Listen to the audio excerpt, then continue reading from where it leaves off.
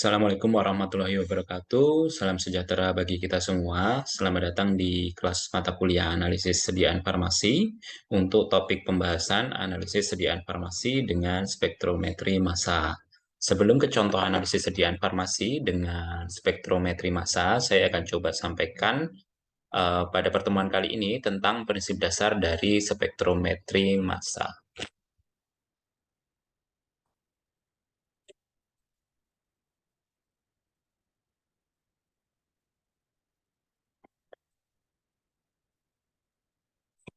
Jadi, penggunaan spektrometri massa ini adalah digunakan untuk mengeludasi atau mengidentifikasi atau mengkonfirmasi dari struktur kimia suatu senyawa pada bidang farmasi digunakan untuk sampel sediaan farmasi, di mana senyawa tersebut dapat berupa apa saja, bisa senyawa hasil dari isolasi bahan alam.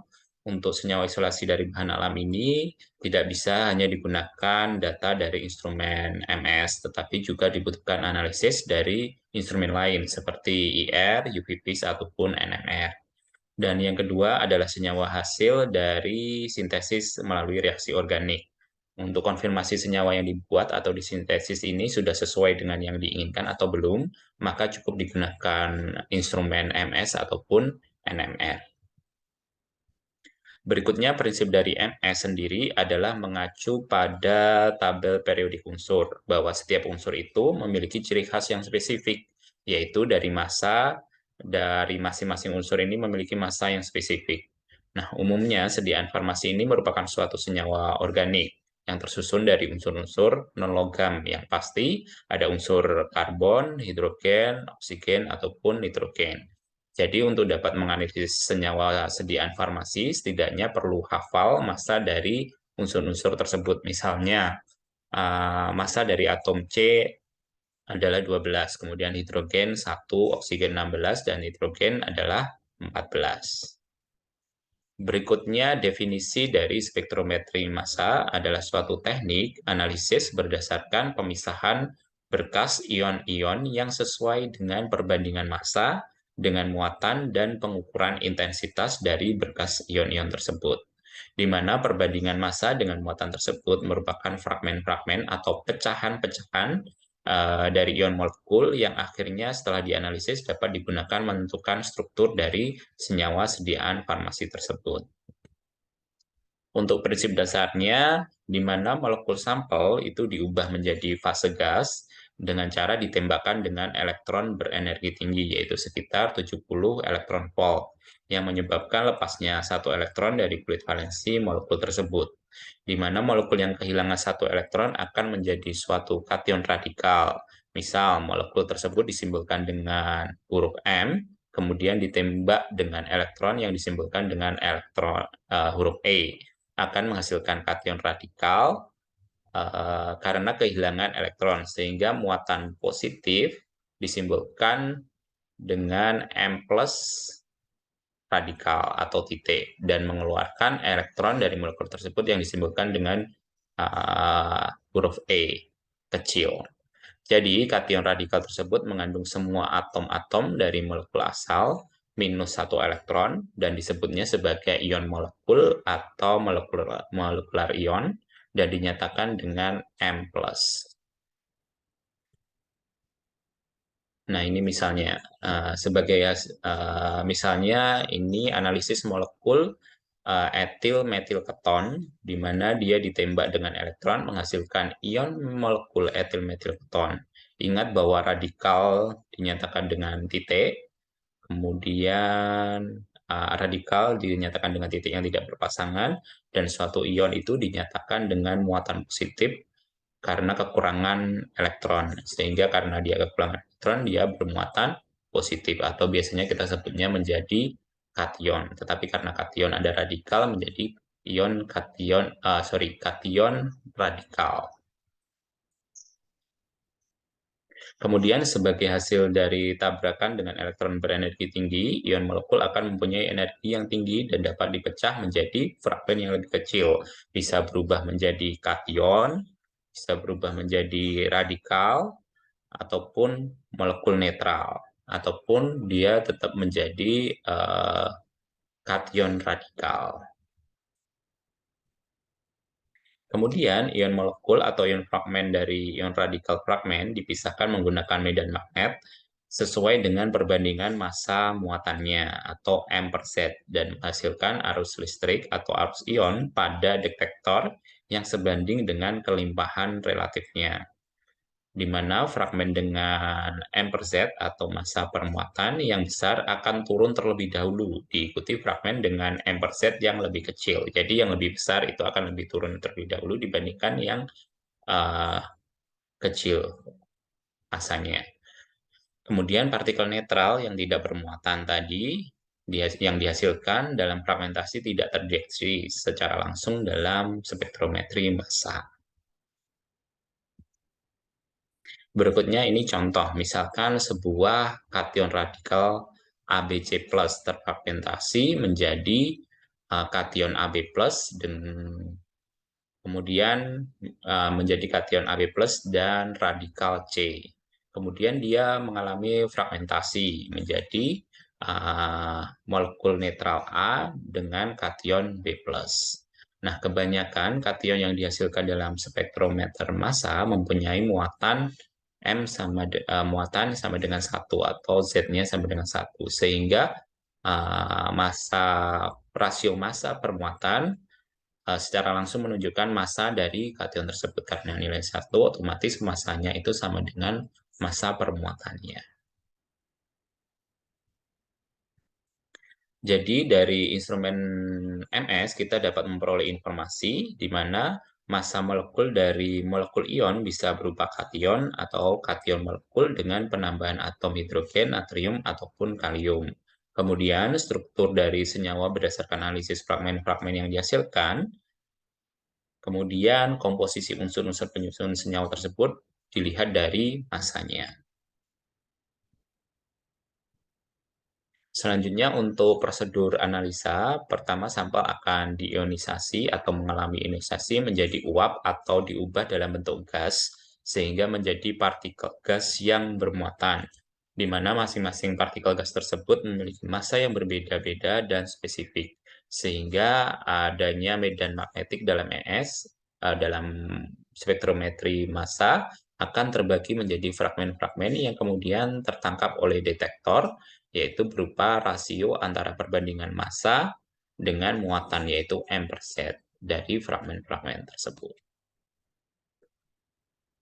Jadi ilustrasi singkatnya sebagai berikut. Yang pertama yaitu sampel mengalami ionisasi, kemudian menjadi fragmen-fragmen. Yang kedua adalah fragmen-fragmen dianalisis di mass analyzer berdasarkan rasio massa permuatannya. Kemudian yang terakhir, fragmen hasil analisis massa ditangkap oleh detektor sehingga akan keluar spektrum massanya. Nah, kemudian tahapan dalam alat MS yang terjadi yaitu sampel mengalami ionisasi, kemudian mengalami percepatan, kemudian mengalami pembelokan, dan yang terakhir mengalami pendeteksian, di mana sebagai catatan atom dapat dibelokkan dalam sebuah medan magnet jika atom tersebut telah diubah menjadi ion terlebih dahulu. Jadi yang bisa dibelokkan oleh medan magnet adalah atom yang telah diubah menjadi ion. Jadi partikel-partikel yang bermuatan listrik dapat dibelokkan oleh medan magnet, sementara partikel-partikel yang tidak bermuatan tidak dibelokkan oleh medan listrik, atau seperti ini diilustrasikan oleh garis yang berwarna hijau.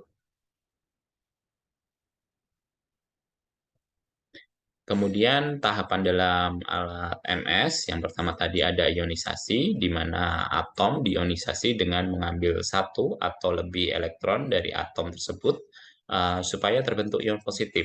Hal ini juga berlaku untuk unsur-unsur yang biasanya membentuk ion-ion negatif atau klor, atau unsur-unsur yang tidak pernah membentuk ion, contohnya adalah argon. Nah, MS ini selalu bekerja hanya dengan ion positif atau kation saja. Nah, ion-ion netral tidak terdeteksi. Kemudian tahap kedua yaitu percepatan, di mana ion-ion dipercepat agar semua mempunyai energi kinetik yang sama. Kemudian tahap ketiga yaitu pembelokan, di mana ion-ion ini dibelokkan dengan menggunakan medan magnet. Pembelokan yang terjadi tergantung pada massa ion tersebut. Semakin ringan massanya akan semakin dibelokkan. Nah, besarnya pembelokannya juga tergantung pada besar muatan positif ion tersebut. Semakin banyak elektron yang diambil, pada tahap ionisasi semakin besar muatan ion tersebut. Nah, pembelokan yang terjadi akan semakin besar pula. Tahap yang terakhir yaitu pendeteksian, di mana ion-ion melintas dalam instrumen tersebut dideteksi secara langsung oleh detektor atau bagian dari detektor instrumen MS tersebut. Nah, ini tahapannya ionisasi di alat yang bagian ionisasi ini. Pertama, tahap ionisasi dalam MS, ruang ionisasi ini dibuat dalam keadaan hampa udara agar ion dapat bergerak lurus tanpa bertabrakan dengan molekul udara. Karena kita tahu sendiri di molekul udara tersendiri itu ada atau mengandung unsur-unsur yang lain. Misalkan ada hidrogen, ada gas oksigen, dan sebagainya. Kemudian tahap ionisasi adalah sampel yang berbentuk gas masuk ke dalam ruang ionisasi. Selanjutnya sampel akan melepaskan elektron akibat dari kumparan logam atau metal coil yang dipanaskan dan elektron yang lepas menempel pada elektron trap yang mempunyai muatan positif. Kemudian sampel yang berupa molekul terdiri dari atom-atom ditembak oleh banyak sekali elektron-elektron dan beberapa dari tumbukan tersebut mempunyai energi yang cukup untuk melepaskan satu elektron dari sampel sehingga berubah menjadi ion positif. Nah, kebanyakan ion positif yang terbentuk itu mempunyai muatan lebih dari satu karena akan jauh lebih sulit untuk memindahkan elektron lebih dari sampel yang sudah menjadi ion positif. Jadi ketika ion molekul itu sudah menjadi ion positif, karena kehilangan satu elektron, dia akan lebih sulit lagi untuk kehilangan satu elektron lagi.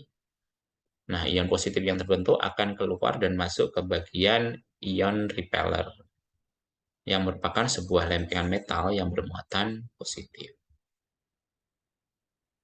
Kemudian yang bagian kedua yaitu percepatan, di mana selanjutnya ion positif yang keluar dari ruang ionisasi akan melewati 3 celah, di mana celah yang terakhir adalah bermuatan 0 atau bermuatan netral, yaitu 0 volt. Nah, celah yang berada di tengah ini mempunyai voltase yang menengah, di mana semua ion positif ini dipercepat sampai menjadi sinar yang sangat terfokus, atau sinar yang cuma ilustrasinya adalah dalam satu garis. Kemudian bagian pembelokan, di mana ini ion yang berbeda, baik massa dan muatannya akan dibelokkan secara berbeda pula oleh medan magnet. Besarnya pembelokan yang dialami oleh sebuah ion itu tergantung dari massa ion, di mana ion yang bermassa ringan akan lebih dibelokkan daripada ion-ion yang bermassa berat. Kemudian muatan ion, di mana ion yang mempunyai muatan 2 atau 2 plus atau lebih akan lebih dibelokkan daripada ion-ion yang bermuatan 1 plus. Nah, dua faktor antara muatan ion dan massa ion ini digabungkan dalam perbandingan massa permuatan. Nah, biasanya disimpulkan. Nah, yang tadi yaitu disimpulkan sebagai M per Z.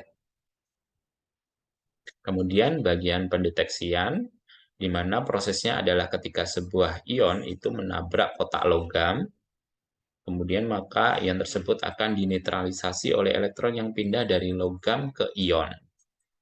Nah, ini perpindahan dari ion logam ke ion. Hal ini akan menimbulkan ruang antara elektron-elektron yang ada dalam logam tersebut dan elektron yang yang berada dalam kabel akan mengisi ruang tersebut, di mana aliran elektron di dalam kabel itu dideteksi sebagai alur listrik yang diperkuat dan dicatat. Semakin banyak ion yang datang, semakin besar arus listriknya. Berikutnya ini contoh hasil dari spektrum massa. Jadi hasil output dari instrumen spektrometri massa adalah spektrum massa, di mana intensitas fragmen bermuatan sebagai fungsi massa atau rasio, di mana massa dinyatakan dengan muatan, di mana yaitu massa per elektron atau massa per proton M per Z. Nah, ini berikutnya adalah contoh spektrum massa dari sampel 24 dimetil pentana. Bisa dilihat di sumbu X adalah rasio massa permuatan atau M per Z-nya, kemudian sumbu Y-nya adalah intensitas yang menyatakan kelimpahannya. Bisa kita lihat muncul ada beberapa puncak, yaitu puncak yang pertama ini misalkan muncul di M per Z 100. Ini merupakan fragmen dari kation molekul 24 dimetilpentana, di mana jumlah atomnya kalau kita lihat jumlah atom C-nya ada 7, kemudian jumlah atom H-nya ada 16. Nah, kalau kalian belajar mata kuliah kimia organik, uh, sudah tentu kalian tahu bahwa di bagian struktur ini garis ini menyimbolkan hubungan antara atom C dengan atom C. Berarti ini jumlah atom C-nya ada 1, 2, 3, 4, 5, 6, 7. Kemudian apabila dia C berada di ujung, berarti dia memiliki 3 atom H. Ini juga memiliki 3 atom H, 3 atom H, 3 atom H. Sementara yang ini, C-nya yang di sini cuma mengikat 1 atom H, ini juga mengikat 1 atom H. Kalau C yang di tengah ini mengikat 2 atom H, sehingga jumlah atom C-nya ada 7, atom H-nya ada 16. Nah, ini bisa kita lihat. Yang pertama kita identifikasi pada puncak M per Z-nya ini 100. Ini merupakan fragmen dari kation radikal molekul 24 dimetilpentana, di mana tadi jumlah atom C-nya ada 7, kemudian atom H-nya ada 16, sehingga perhitungannya M per Z-nya sama dengan 100. Ini merupakan fragmen dari C7H16 radikal kation. Ini kita hitung C-nya 1, 2, 3, 4, 5, 6, 7. Hanya ada 3 tambah 3, 6, 7, 7 tambah 2, 9, 10, 10 tambah 3, 13, tambah 3, 16. Jadi C-nya ada 16. Kemudian puncak pada M per Z 85. Ini merupakan fragmen dari kation radikal molekul 2-metilpentana yang kehilangan molekul metilnya. Coba bisa dilihat ini yang bagian lingkaran senyawa ion molekul yang berada di lingkaran merah.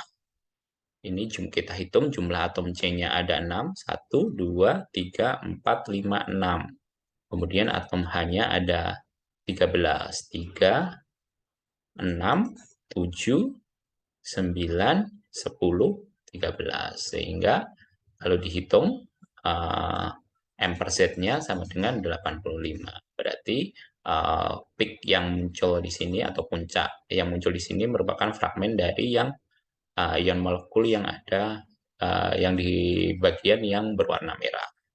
Kemudian puncak nomor 57, puncak pada M per Z 57, di mana kalau kita lihat ini yang bagian berwarna hijau, terfragmentasi ion molekulnya menjadi yang bagian berwarna hijau, di mana atom C-nya ada 4, 1, 2, 3, 4, kemudian atom H-nya ada 9, 3 tambah 3, 6, 7, 8, 9. Sehingga apabila kita hitung, jumlah M per Z-nya adalah 57. Berarti ini sesuai dengan fragmen yang bagian yang berwarna hijau. Kemudian fragmen yang berada di daerah yang berwarna coklat. Kalau kita lihat, apabila dia terfragmentasi di bagian sini, dia membentuk radikal kation pada bagian yang berwarna coklat, di mana jumlah atom C-nya ada 1, 2, 3, kemudian atom H-nya ada 3 tambah 3, 6, plus 1 berarti 7. Maka fragmennya adalah C3H7 radikal kation. Ini jumlah M per Z-nya adalah 43. Kemudian yang 41 ini diduga dia ini mengalami penataan ulang di mana membentuk kation propena. Jadi ini terjadi pemutusan terfragmentasi hanya lepas, kemudian H di sini juga lepas, dia membentuk ikatan rangkap sehingga membentuk kation propena. Sehingga jumlah atom hanya berkurang dari 7 menjadi 5 karena yang terlepas tadi dia membentuk ikatan rangkap. Sehingga jumlah atom hanya ada 5, kemudian atom C-nya ada 3. Sehingga dia terfragmentasi dengan muncul peak pada 41. Begitu. Berikutnya yang terakhir adalah beberapa tipe dari spektrometri massa. Nah, spektrometri massa sendiri umumnya merupakan instrumen yang ditandemkan atau tidak bisa berdiri sendiri sebagai satu instrumen, tetapi dia ditandemkan atau digabungkan dengan instrumen lain. Yang pertama itu misalkan ada GCMS atau kromatografi gas yang ditandemkan dengan spektrometri massa. Nah, ini biasanya digunakan untuk sediaan farmasi yang volatil, untuk sampel-sampel yang sifatnya volatil.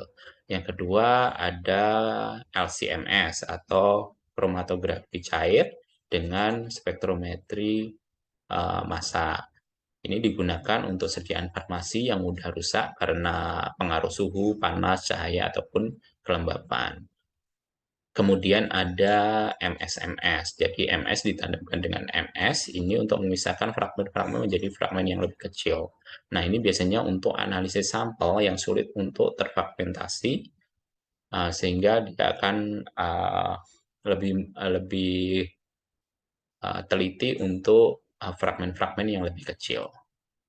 Kemudian yang keempat adalah double tandem antara kromatografi cair dan kromatografi cair dengan tandem spektrometri massa atau LC-LC, MS-MS, di mana ini umumnya digunakan untuk analisis sampel yang kompleks dengan konsentrasi yang rendah untuk deteksi yang lebih akurat.